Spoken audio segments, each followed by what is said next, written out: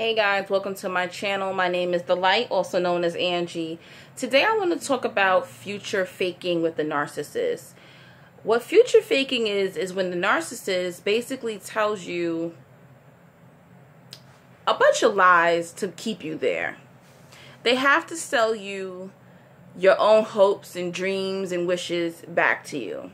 So when a narcissist first met you, you either bonded through trauma, or they did a mirroring thing with you where they were like, oh really, I love Red Lobster too, you love Red Lobster.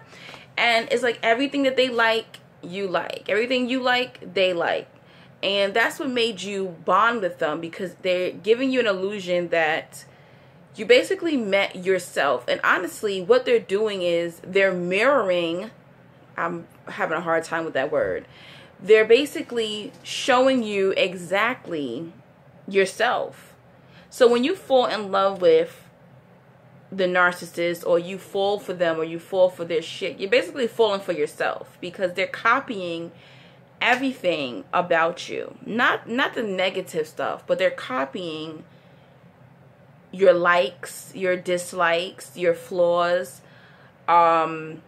your hopes, your dreams, your wishes. That's the only way that you'll be able to get along, is if they're putting on this false persona just to get along with you. During this future faking, when you first met you, they probably questioned you, or you opened up to them, you felt comfortable with them, and you told them the kind of mate that you like, or you told them your dreams, your hopes, things that you want for your future. It could be the kind of house you want. It could be the kind of career that you want, the kind of lover that you want. And they've mentally jotted all these things down, and they're going to sell it back to you. They're going to tell you that they can offer you this. And they keep you locked in through hope. When I was best friends with a narcissist, he wasn't a Christian, and I was a Christian at the time.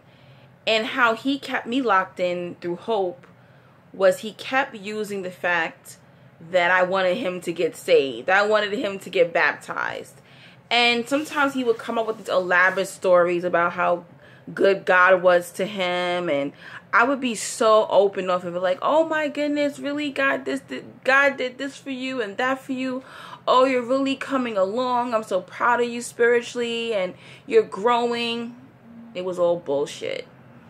This man never had any intentions of becoming a Christian, of becoming saved. It was just never in the cards for him. It was just whatever he had to do. If he had to pretend that he loved God, that he knew who God was, that he was going to change, that he was going to get therapy, all these things I asked him to do, then if he had to lie about it, then that was going to keep me there, then cool. I mean, he even told this story about going to the altar in church and crying, falling down, and how they prayed over him. I don't know. I wasn't there. I don't even think he even went to church. So that's what they do with the future faking. Another way a narcissist has future faked me was my stepfather. When my stepsister turned 16, I believe he bought her a car, and he told me, you know what, when you're 16, get your permit, and I'm gonna buy you a car. So I was so excited. And when I turned 16, I was like, you know what, I'm gonna go for my permit. Are you still going to buy me this car? And all my friends were getting cars at this time at 16. And he was like, what are you talking about? And I was like, you told me when I turned 16 that you would give me a car. And he was like, I never said that. I don't know what you're talking about. And that's another thing. That's how they make you feel like you're going freaking crazy. Because they make these promises, and you hold on to that, because you're a person that when you say something, you're probably a person of your word, and you mean it. And you're like, okay, this person made a promise to me. I believe that they're going to get me X, Y, and Z, or they're going to do X, Y, and Z. But when it comes to the narcissist, you go to them and you're like, okay, are you ready to do this? And they're like, what are you talking about? I never said I was going to do that. They don't honor up to their word. They don't honor up to promises at all.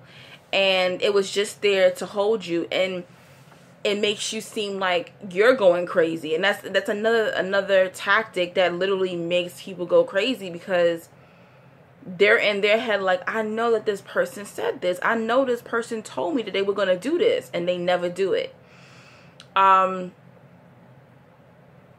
My ex best friend, he knew that I want children.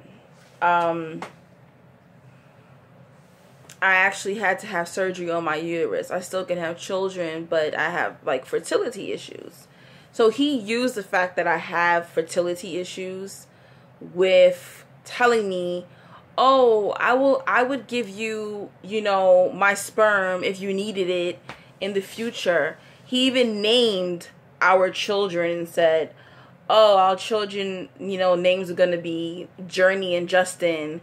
And, I'll be the father to the children. If you never get married, don't worry, you'll be a mom. And, just like hyping me up. And a part of me, I didn't really believe it, but a part of me kind of held on to that. Like, oh, you know what? If I never get married, I have this best friend who can help me be a mother, like that's something that I really, really want in life. And, one time we were talking in front of one of my cousins, and they also do this. They'll embarrass you with this too. And my cousin said to him, well, you're gay, she's single, why don't y'all have a baby? And he said, oh, please, I would never have a child with her. And I looked at him like, what are you talking about? You say that you want to have kids with me all the time. You named our children. And he took this opportunity to make me look like I was freaking crazy. And he was like, oh, no, I would never have kids with her. Her hair's too nappy. And I was sitting there like, what? So, thank God I had, sorry, I got a text. Thank God I had text messages of him talking about him wanting to be the father of my future children. And I had to show that to my cousin. And she read it and she was like, so why would he say that? And that's for the first time I was able to back up what I said. So if you think you're around a narcissist, save your receipts, save your text messages, save emails, email them. You're going to need it, because you need to be able to see like, no, I know I'm not going crazy. Or you'll be able to show other people, no, this person, they're the issue. You're going to feel like you're in court when you're dealing with these individuals.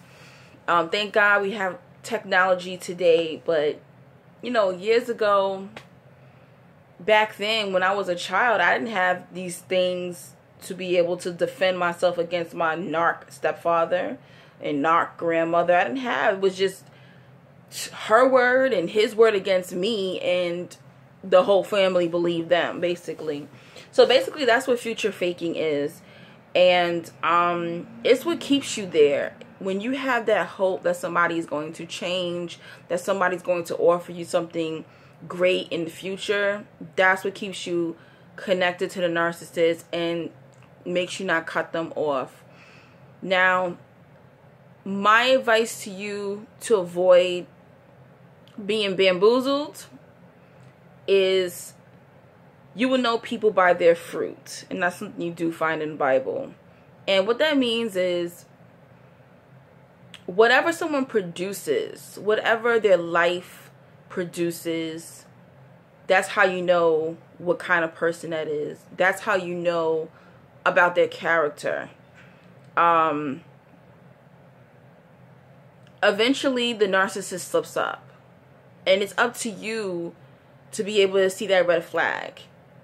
And you have to be able to say, okay, if this person is not a person of their word, I can't deal with them. I don't care how lonely you are. I don't care if you're by yourself all the time, you have no family, you have no friends. It is better to be by yourself than to be around people who treat you, mistreat you, doesn't respect you, doesn't respect your time, doesn't know your worth, treats you like you're a second option. You will know people by their fruit. And if a person promises you something and they don't follow through with that promise, or you looking around and they're making other promises to people and they're lying, they're a toxic person. They may not be a narcissist, but they definitely are a toxic person. There's definitely someone that you cannot trust. So don't get future faked by somebody. You need to be able to be seeing results. You need to be able to be getting exactly what you're putting in that friendship or that relationship back from that person. I'm going to continue to do more videos. Hopefully this video was helpful for you. Peace and blessings.